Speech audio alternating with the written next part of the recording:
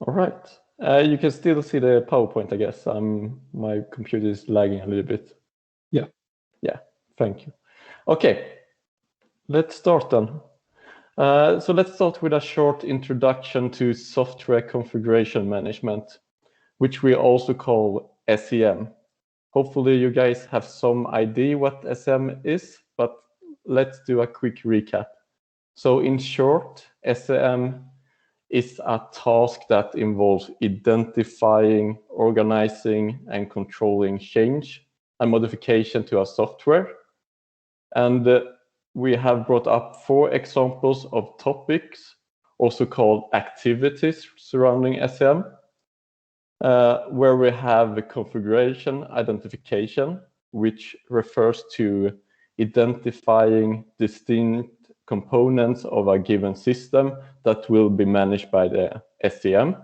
It can, for example, be a single item or a module that contains a bunch of items. We have configuration control, and as the name suggests, it handles the change control process, which include, for example, evaluation of change requests. And these changes can be handled by a change control board, which we also call CCB. So basically, in short, the main purpose with the configuration control is that we have control over the change that is being done to CIs, the configuration identifications, the configuration items. Then we have configuration status accounting, which provides the ability to collect metrics about configuration items and activities related to these. And one should be able to collect this information wherever we are in the process. We have configuration audit. The purpose with the audits is to evaluate the product, that, for example, the correct product has been built, and see if it meets the configuration documentation, and also if all change requests are met. And what about DevOps then? There are no single definition of DevOps, and as our friend at Pragma said when we started the thesis work, which captures it quite good, I think. He said that if you ask 10 people what DevOps is, you will at least get 12 different answers. So basically, we can compare DevOps to be more or less a buzzword, which in some way obscures what we can expect from it. And this means that, of course, depending on the source, there are different ways of accomplishing DevOps. But when reading literature and doing our interviews, we quickly realized that there are some common characteristics that are used in DevOps, which we will get more into detail later. And what about SEM and DevOps together then? When reading about it in literature, DevOps is mentioned in SEM literature, and SEM is mentioned in DevOps literature. But often it is mentioned in a very abstract way and not in detail, which create difficulties in understanding the role of SEM in a DevOps context. And this leads to our research questions. And we have one bigger research question that we divided into 3 sub-questions, where research question 1A is about what SEM concepts and principles are needed and not needed in a DevOps context. 1B, what new SEM concepts and principles can be added to the SEM toolbox? And 1C, how to adapt relevant SEM concepts and principles in a DevOps context. And worth mentioning is in this thesis work, we are not trying to define DevOps, but rather find common characteristics. Sorry. Yep. And just short about our method is that we based our research on literature and interviews. And in the table, you can see what kind of persons we interviewed, what role they had in the company, and what kind of interviews we did with them. We can also see what type of company they were. For example, some of them already defined themselves as agile companies, and some said that they wanted to move towards a more agile DevOps approach, where, for example, part of them was waterfall.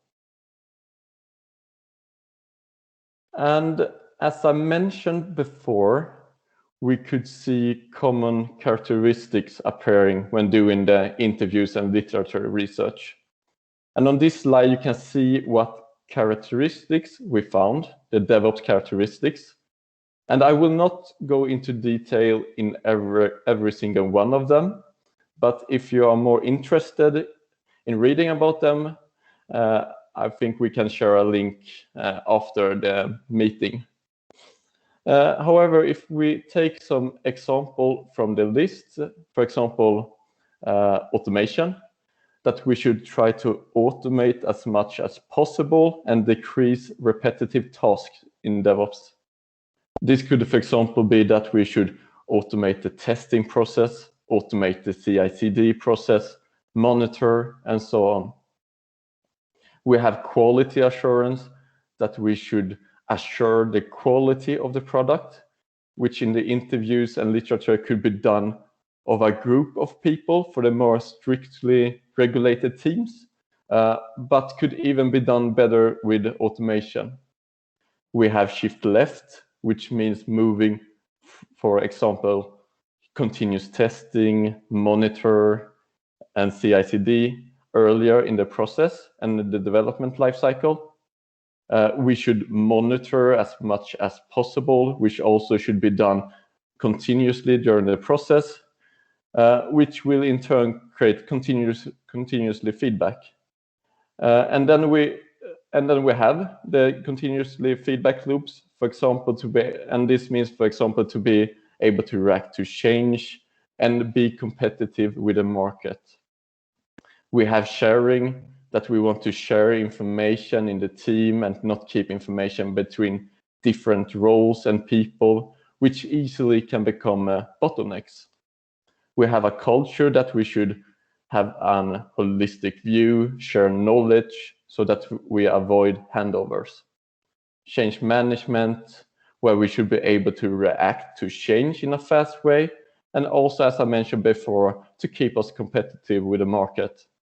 We have CI/CD to integrate and deliver change often, which should be, of course, automated and moved early in the development process. We have continuous testing, which is quite self-explained, that we should test as much as possible, as early as possible. We have infrastructure as code, where we should have it automated, have it version controlled, and tested, of course. And then we also have agile and lean. And of course, we should be agile when working with DevOps, but we also added lean, which can be described through 7 principles. For example, that we should eliminate waste, amplify learning, deliver as fast as possible, and empower the team. There are a couple of more, but I think you get the idea. And both agile and lean are recurring in the other characteristics, and we can say that they basically more or less supports them. So let's do this. So our first idea was that we should rank the different DevOps characteristics by importance, but we realized after a short while that it showed more level of abstraction, because it was hard to, for example, to compare QA and automation, because automation is a more concrete task, while quality assurance or QA is not in all cases. Another thing that came to our mind with this ranking was why QA, planning, infrastructure as code would be the least important. Does this mean we can do DevOps without them? Probably not.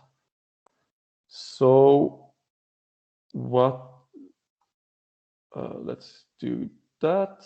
So what we did instead was a directed dependency graph, which has outward edges, which means that the DevOps characteristic support another DevOps characteristic or is required for one.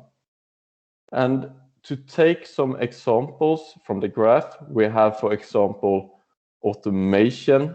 As I mentioned before, it removes repetitive tasks and human influence. And as you can see in the graph, we want to automate steps as infrastructure as code, CI/CD, continuous deployment, feedback loops, monitor, which means that automation supports these characteristics or is required for those. And that's why we have outward edges to these, as you can see. And then we have also continuous testing, for example. Continuous testing support that we can shift left by, for example, getting testing done earlier in the process. We also provide automated QA with continuous testing, which removes, for example, the formal meetings. And we can react faster to change, which then support change management. By also looking at the graph, we can see that different layers are being created. For example, we have a layer that includes more concrete processes and one layer that have more abstract processes and a layer in between. And however, just to mention is that the layer are not a top or down layer. We can, for example, we can rotate this picture or this graph by 90 degrees, 180 degrees, whatever you want, and it will still have the exact same meaning. And so if we look at the out versus in edges, we can see that the characteristic that mainly have out implies that it's a supporting characteristic, and mainly in implies that the characteristic is built by others, which then in turn gives us the level of abstractions as we showed earlier here. And also, in short, this graph provides us the information that the characteristics have, of course, relation to each other, and no characteristics is by themselves, as we can see in the graph. All right. Sorry. And also to quickly show you that with the SAM activities, we can also draw internal connections between them, where the connection is based on an activity that is required on another or supported by another, as in the DevOps graph.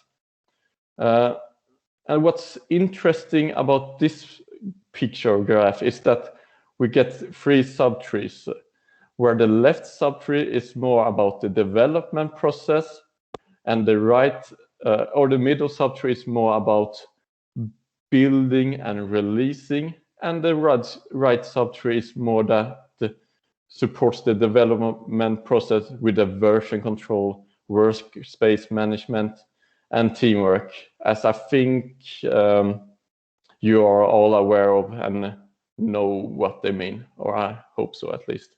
And of course, all of these subtrees happens in parallel. And as we showed in the DevOps graph, no SM activity is unconnected, as you can see. And I think I will hand it over to Laroy now. Yes, I can stop sharing my screen. Yeah, I'll try to share my screen.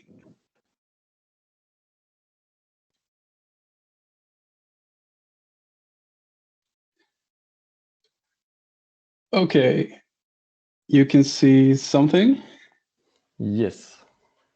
All right. We can see a beautiful graph. Yes. So, oh. Okay, it's still showing, right? Yes, it is. Okay, good. So up till this point, we have produced connected graphs for the characteristics in DevOps that we found and for the ones we defined in as part of SCM. So the next logical step is to try to put them together and see what happens.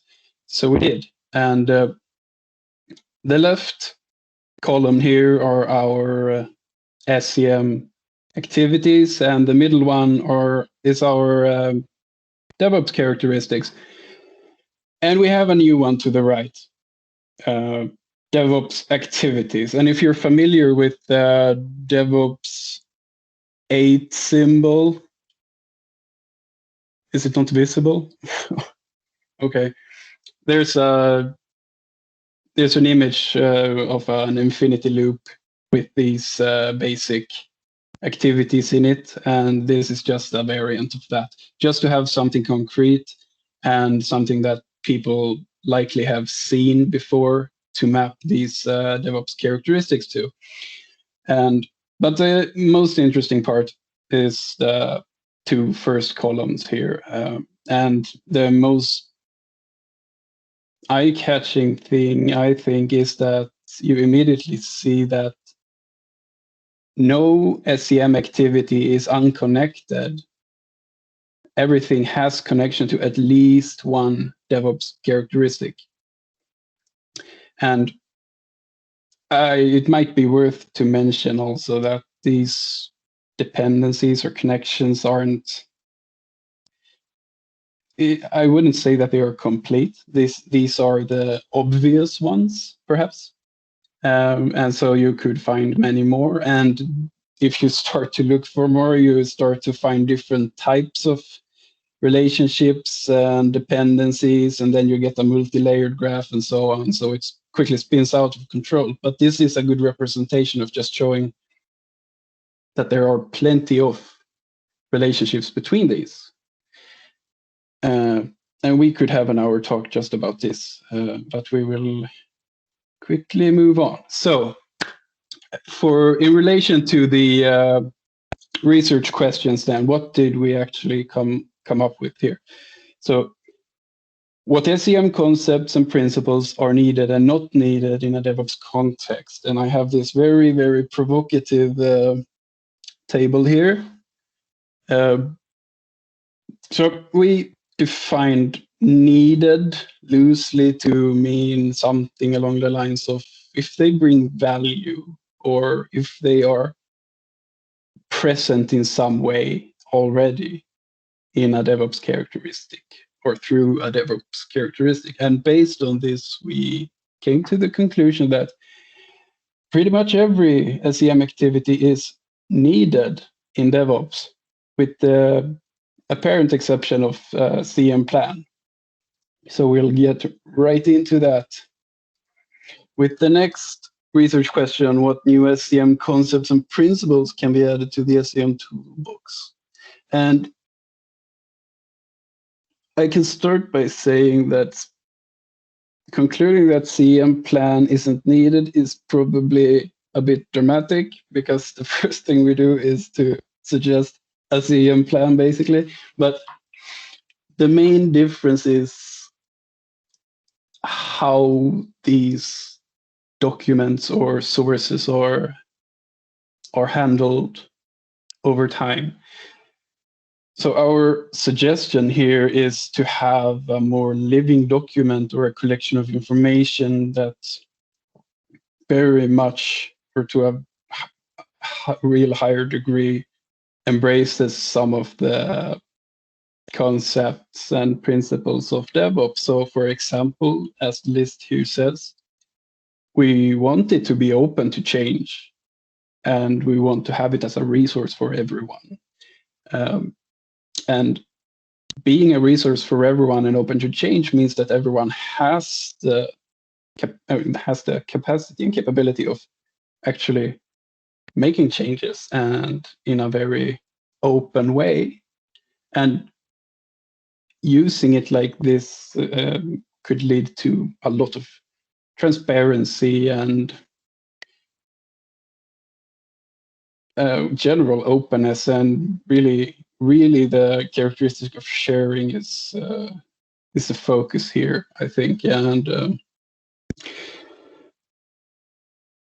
we have discussed this a little bit, and a good representation of something that exists could be probably something along the lines of a collection of Confluence pages, or a wiki-like internal site or something like this, where you can continuously make adaptations to your development cycle or iteration, or however you want to describe it. And with regard to its content, we imagine that it contains basically what a CEM plan would contain, just more strongly connected to the actual process, the actual development process that you are at any given point have decided to work with. And you can imagine that in the beginning, this probably changes a lot, but over time, it should probably stabilize and become quite robust. But just the fact that during this whole process that really never ends, the possibility for change and adaptation of everything that's connected to it just creates a very open and collaborative context, I guess you could say. So that's it for that one. Then we will move on to the last research question of how to adapt relevant SCM concepts and principles in a DevOps context. And these are, we have a couple of examples here: change control, audit, configuration identification, and status counting. And our adaptations are on a higher level. These aren't technical implementation guidelines or anything like that, but I'll just go through a couple of them and discuss how they relate to DevOps, either how with regard to how you interpret them within DevOps, or how they can be identified within DevOps to already exist, which is quite interesting. So I'll just start with auditing, because that one is great. In DevOps, I guess you could say that auditing is present from day one, basically. If you have something like a CI/CD pipeline with some testing, automated testing, then every time you make a change, you basically audit it. You audit that point in time of the component or product. And if you expand that testing, for example, by writing tests that reflects to a higher degree than usual, perhaps the configuration documentation, a bunch of requirements, specifications, and of course change requests, then this auditing process becomes more and more robust. And because it never gets smaller and only grows as such, it becomes more robust, and you continuously audit with every change that passes through this pipeline. And that's quite interesting. So this could be interpreted to already exist if you use these characteristics of DevOps in this way. Change control is another one that's quite interesting also. Within a DevOps or agile context in general, I think it's a good idea to keep these processes agile and quite flexible, because the whole domain you're working in is agile and flexible. So an example of that would be to just favor informal meetings instead of very formal meetings, and specifying things like who is involved in each step of the process and when becomes a bit redundant below a certain level, because you have the team itself, which should probably be the ones who hold the most responsibility in relation to the things they are working with and the things they are affecting by their work. So they themselves act as an informal CCB, and they have all their internal collective knowledge because they are so close to what they're working with that they can use that as the basis for all of these things, impact analysis, making these decisions based on that, and verifying and validating changes and so on. And if you look at agile processes in general, you can kind of see that this is also present. You have things like sprint plannings, where you discuss potential changes.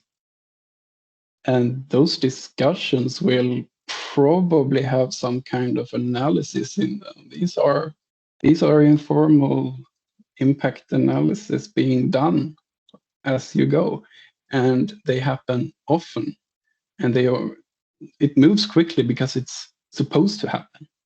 It's not like you book a half-day meeting because you need to go through some potential change. And the big thing here is also to not put too much responsibility on any single point. If you don't want a single point of failure, so you don't want key people for key things, if you can avoid it. Those just create bottlenecks, and if something happens, then you're screwed, basically. So you want to spread this out. And that's where things like transparency, openness, and sharing, and collaboration, and all of these things come in and just move everything out and spreads it. So there's like greater overlap between each subset of people, so they can work well together in more constellations than, I guess, traditionally.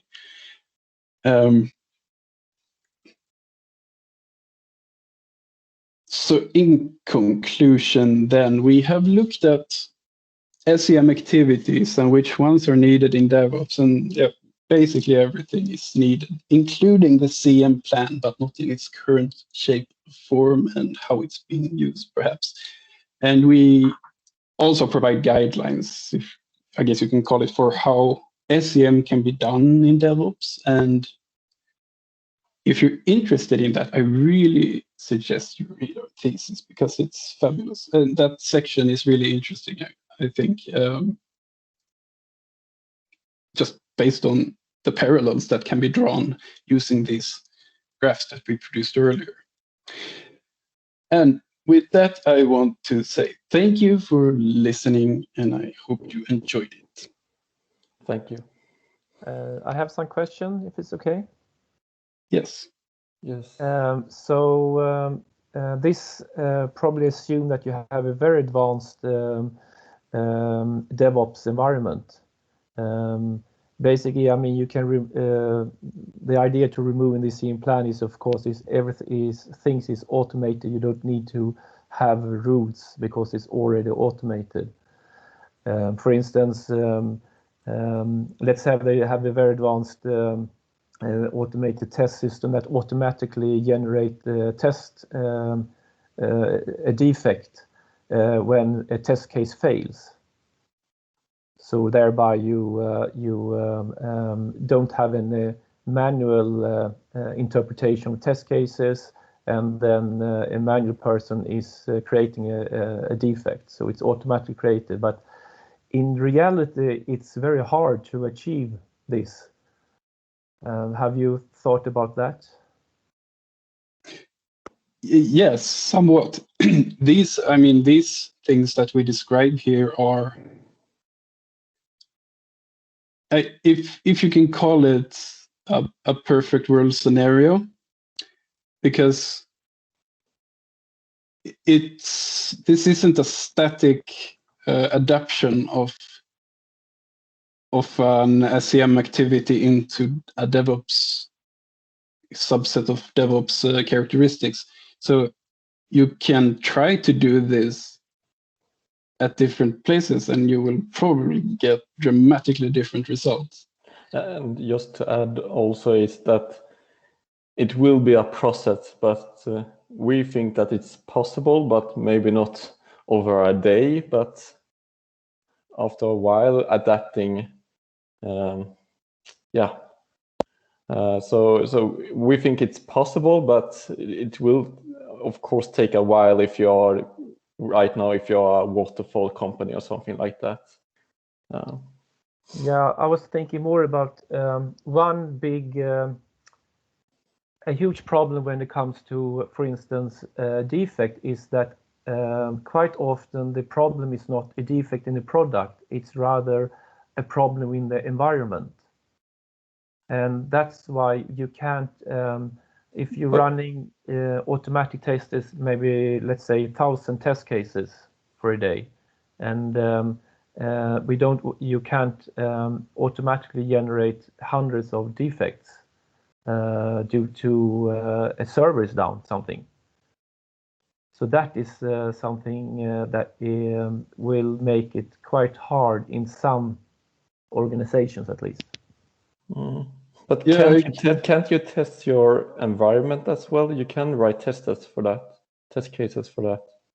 That everything is up, everything is running. You can have monitoring that monitors your environment. That's a type of testing. That everything works as it should. So yeah, you can test your environment, I would say. Yes, but that's a different kind of test. Then you have different people monitoring the environment. So, and that is a constant problem with if you have the product or if it's the environmental issues instead.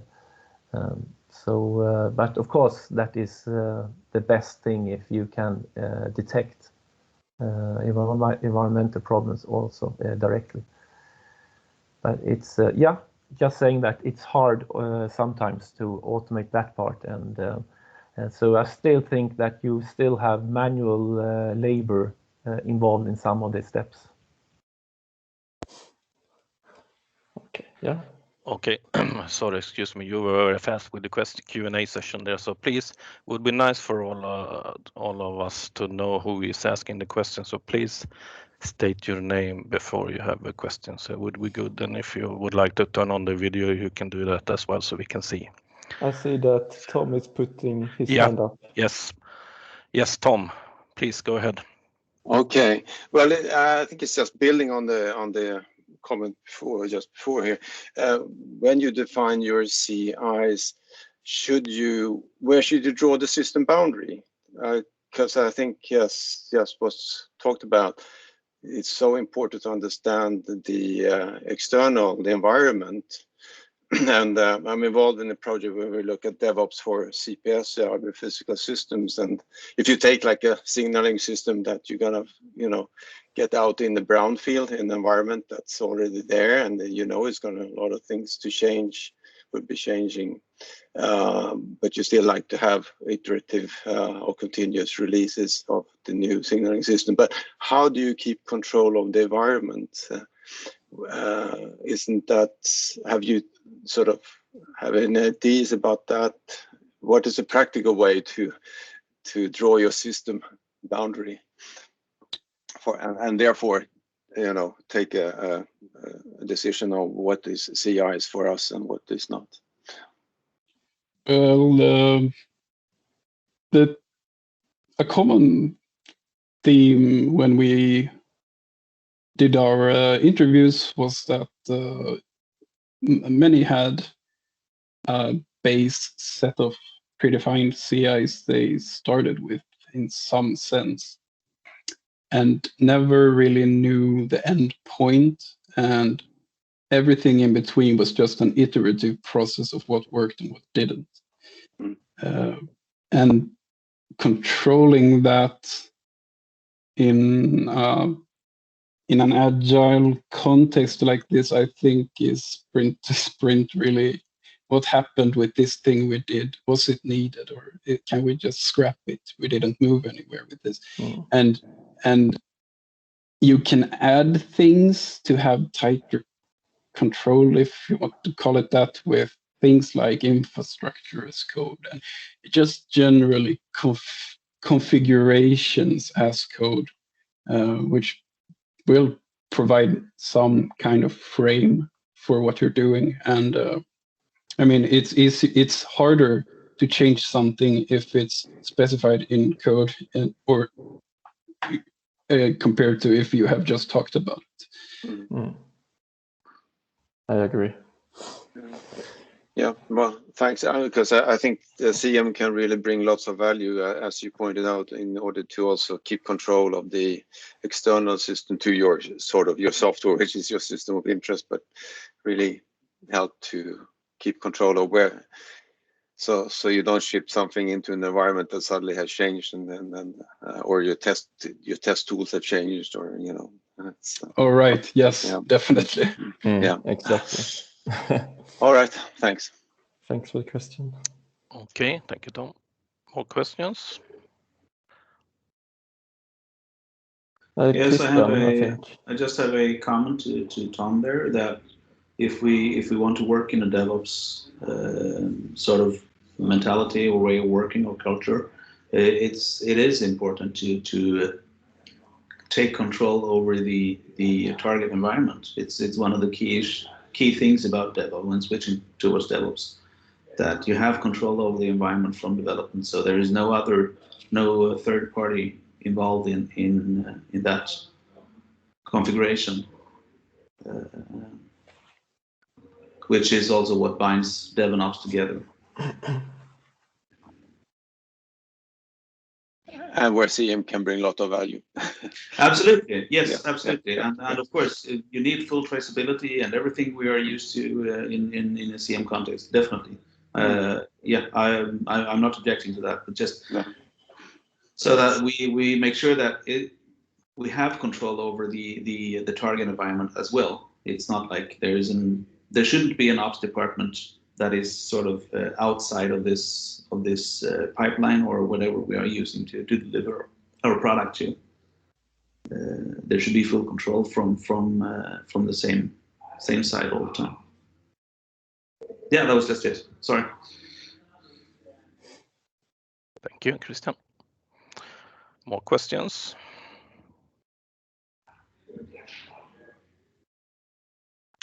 No. Okay.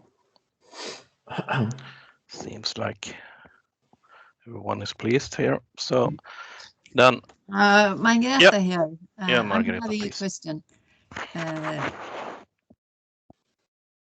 When you want to have proper configuration management for delivering something, and well, everything is signed off properly, does the way you map things in reality give that assurance that we actually know what we have delivered and that the status is good?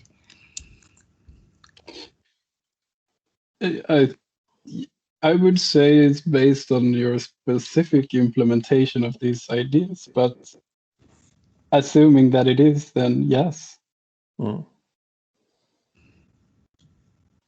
Because then we need to rethink how we define traditional configuration management so that product owners and such people also can feel confidence that this works just as fine. Exactly, because we realized that when we read the literature and all that for configuration management, that quite many of the sources that we read about configuration management or software configuration management is quite old, and maybe it's a little bit not outdated, but it's hard to maybe to adapt the old, how the old configuration management is defined to how DevOps is, but you can if you read between the lines sometimes. Yeah, this was basically what we did. It was just just shaping it into what was already present or how it could be adapted to a certain situation or within a certain context. So the basic ideas of each of these SCM activities are present. And quite would need records, because configuration management it's very much at proving that what you're saying, that we have some kind of records or traceability that all these changes that are introduced as we go actually are implemented and tested and found working. So we can just have a trail for that, and then I think we would be pretty happy to get rid of manual work. But until then, it's not proven as we see it today, at least. Yes. Margareta. Margareta? Yeah, Christian, please. Yeah, wouldn't you agree that if we do automate things, actually the possibilities of logging and traceability would actually increase, since data is handled automatically. I mean, we can log everything that we do. Yeah. That we do. Yeah. Makes sense. But it's not only logging. You have to integrate, I mean, everything from requirement tests and everything. So I think today almost all companies have parts of it, but the integration between, so automatically to know exactly what piece of code has been changed with test cases and requirement, everything is not really there in place. So still a lot of manual stuff is done. Yes. Yeah, I totally agree with that.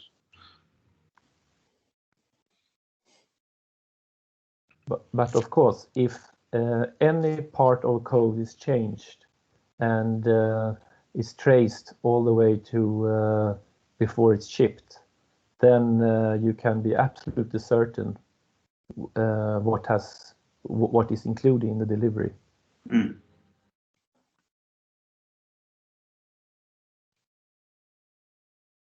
Yeah. Okay. I also think that the newer tools that are coming out now have better possibilities for integration. They all come with open APIs of some kind, so it's becoming less and less difficult to integrate the tools that are out on the market. Yep. Any more questions? Doesn't seem so.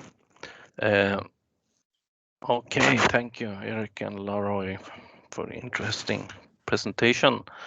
I forgot to mention at the beginning that I have recorded this session, so I will come back to you where we will put this recorded session, so you can listen sometimes when you want. So Eric, you mentioned also this link to this. You can send out this to this characteristics you mentioned at the beginning. Maybe you can. Yeah, it's the for more information. The paper, exactly. Yeah. So maybe you can send that out. Yes, of course. Yeah. By mail or in this chat? No. What do you prefer? Send it in the mail. So okay. Yeah. Okay. I have only one slide left to show. Now you can see the PowerPoint, right? Yes. Yeah. Good. So thank you for participating at this interesting topic. And by that, it's soon Christmas, even as the grass is green outside my house here in Stockholm area. So it's really strange to have a feeling of Christmas. But let's hope that Santa comes to town with a sack full of positive Christmas presents. It's been a tough year in the world for all of us. So, and a happy new year with the hope of a healthier world and that we can meet in real life during 2021. We'll see about that. And our goal is to have like two of these CM Forum sessions at the first half of next year, hopefully. So if someone of you are interested to have like a session to discuss or present any topics, so please let us know at Syntel so we can maybe do a planning for that in the coming year.